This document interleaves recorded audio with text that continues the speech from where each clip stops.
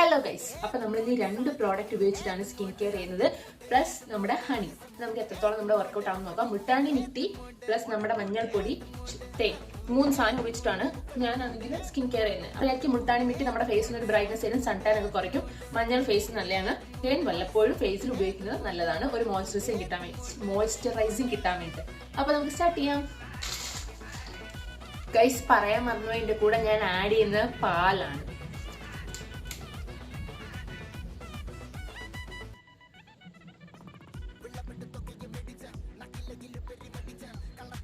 to 20 minutes വരെ വെച്ചിട്ട് നമുക്ക് വാഷ് ചെയ്തിട്ട് കാണാം. ഫേസൊക്കെ ഫുൾ ഉണങ്ങിയിരിക്കുകയാണ്.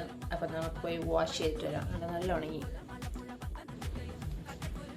ഫേസൊക്കെ വാഷ് ചെയ്തിട്ട് വന്നത്. ഫസ്റ്റ് യൂസിൽ അങ്ങനത്തെ വലിയ വൈബൊന്നുമില്ല. മേ ബി നാളെ റിസൾട്ട് അറിയായിരിക്കും. അപ്പൊ വീക്ക്ലി ത്രൈസ് യൂസ് ചെയ്യുന്നത് വളരെ നല്ലതാണ്. അപ്പൊ അത്രയോളം ഗൈസ്.